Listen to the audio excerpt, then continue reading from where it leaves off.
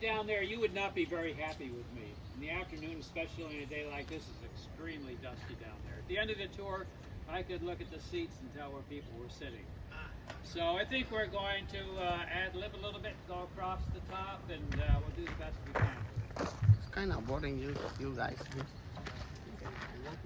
Hmm?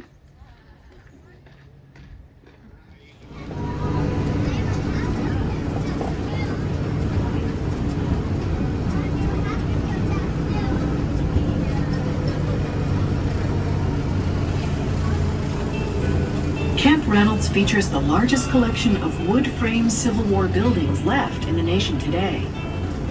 In the 1980s, Dr. Robert and Mary Noyes restored Quarters 11 and the bakehouse at Camp Reynolds.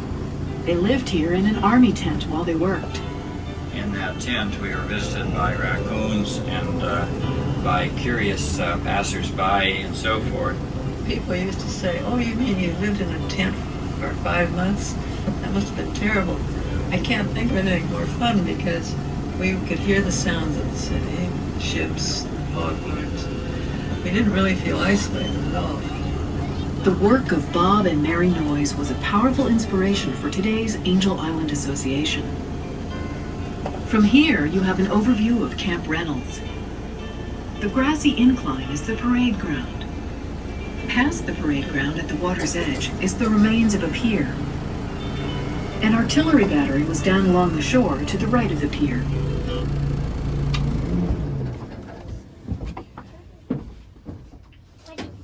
General and a consequential figure at the Battle of Gettysburg. If you look down here at the end of the road, you see that little house. 1, 2, 3. House on again. That's the bakehouse, and it's still a functioning bakehouse. Throughout the school year, we have youth groups that come out here as part of a living history program, typically 4th and 5th graders. They spend the night in that large brick warehouse building that I think you can see, I hope you can see down there at the water's edge. They learn about Civil War life, and they come into the bakehouse where they learn to bake bread in the wood-fired ovens. And cinnamon rolls. The next house here, the yellow house with the red trim on the windows, that was officers' quarters. That house was not built here. It was built on Yerba Buena Island at the midpoint of the Bay Bridge.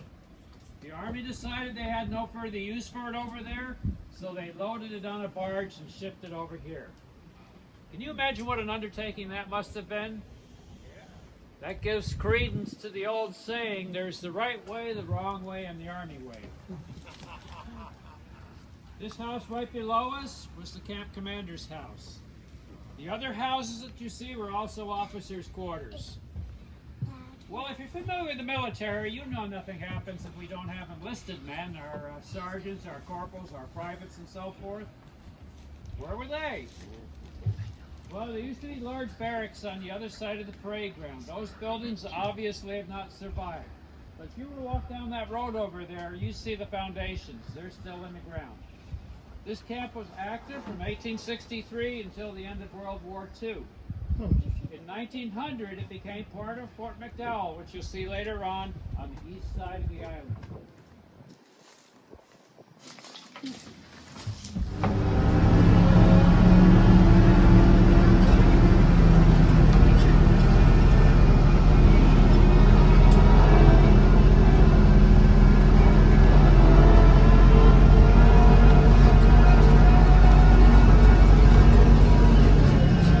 That red building was a mule barn.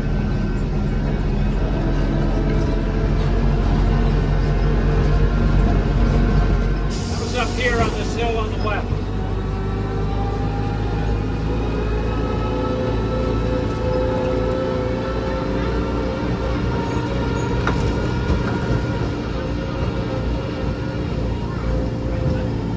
And below us on the right is the chapel.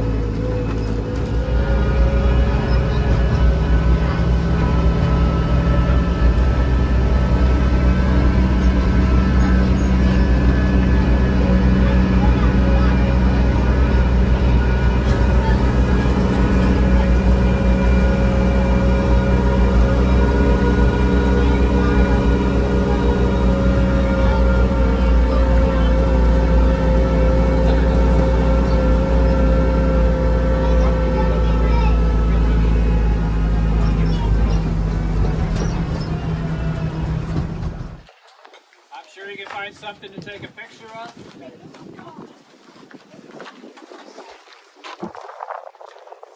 If you need a photographer, I am the human selfie stick. Нас высадили здесь, посмотреть, полюбоваться на мост с этой точки. Вот такой вот остров. Мне не повезло с местом, так как я последняя пошла. Вот я заняла свободное место. Надо садиться где-то в серединке и с той стороны, где океан. Значит, справа надо садиться, чтобы все хорошо посмотреть и все видеть. И я считаю, что ничего не вижу. Потом на экране, может, увижу. Ой, ну такой красивый залив, прям вообще как бархат. Сейчас я буду приближать.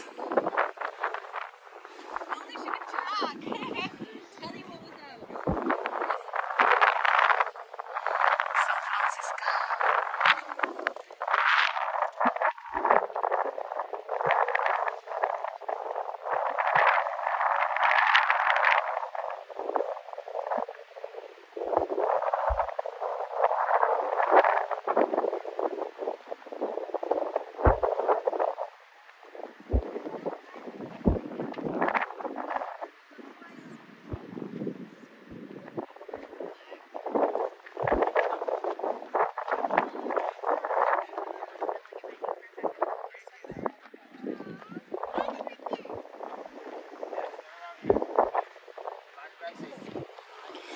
Алькатрас.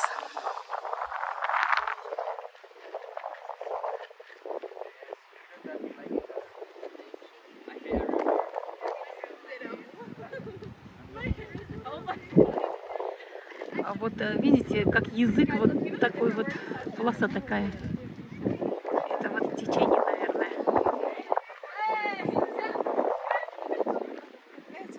Вот здесь вода смешивается с океанской это вода залива.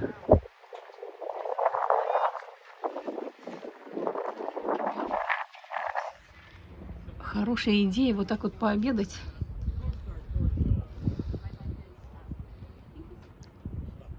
Водитель сказал: добро пожаловать в мой офис, когда здесь высаживал нас.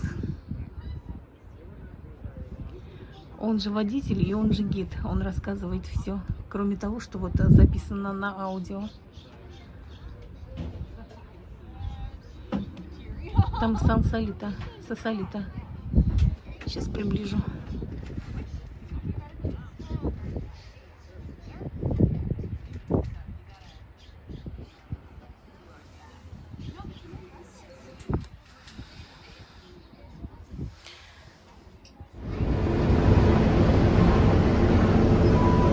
As we head east along the south side of the island, look to your right.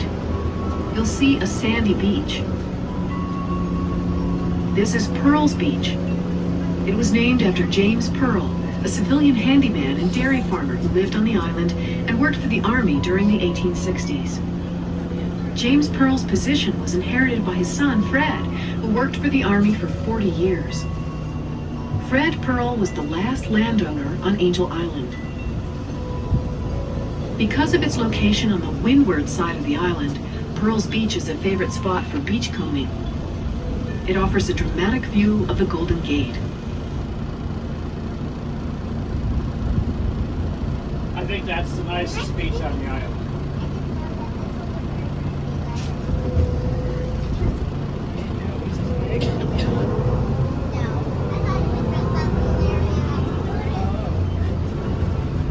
You ever want to go down there? The trail is right here.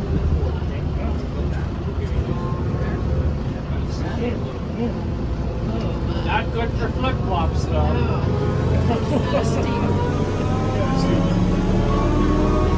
Above Pearl's Beach, notice the open plot of land sloping up toward the perimeter road. This area is known as Alcatraz Gardens. In 1865, soldiers stationed at Alcatraz planted vegetables here. Fresh produce from the gardens was shared among the troops at Alcatraz and Camp Reynolds. Later, when Alcatraz became a military prison, prisoners were assigned to the gardening work. After 10 years, cultivation of the Alcatraz Gardens was discontinued. By quality vegetables were available more cheaply in San Francisco markets.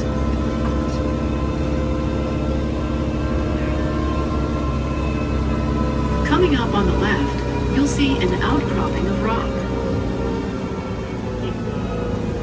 As the tram approaches this outcropping, note the rock's greenish color. This is serpentine, the official state rock of California.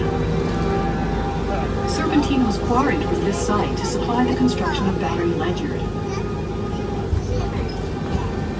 Just to the right of the quarry site is a large weather-beaten structure. This is a rock crusher.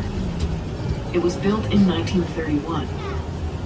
Army engineers used it to crush and sort gravel for the island's roads.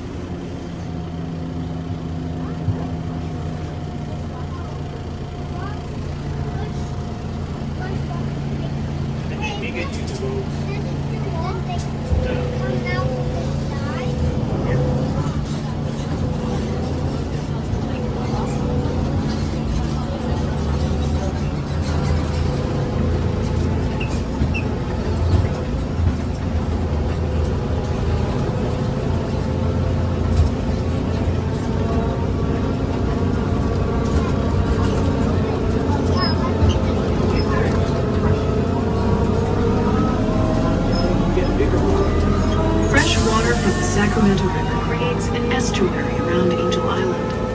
As a result, a wide variety of birds thrives here. Other animals you might see include seals and sea lions, snakes and salamanders, raccoons, field voles, and the Angel Island mole, a subspecies found nowhere else on Earth. But the most publicized animals on Angel Island are the deer. There have always been deer on the island. Deer bones were found in the midden sites of the Miwok Indians. Military hunted deer now. In 1915, they imported even more deer from Arizona. It was probably an officer's sport.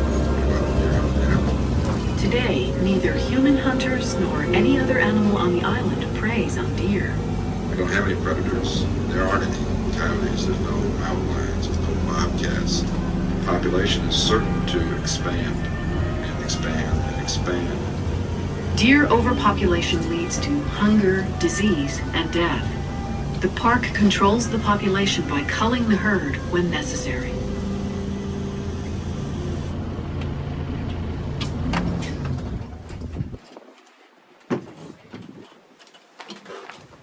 So the narrator's going to talk about this later on, but you can't always see it when she's talking about it, so now is the opportunity. Take a look out here in the water. You see the different colors out there? See that big oval pattern? It's lighter colored. San Francisco Bay is an estuary. An estuary is a place where the river meets the ocean, where fresh water and salt water mix. Sometimes they call that water brackish water. And what you're seeing here is the lighter colored water from the Sacramento River meeting the darker salt water coming in with the tidal flow from the ocean.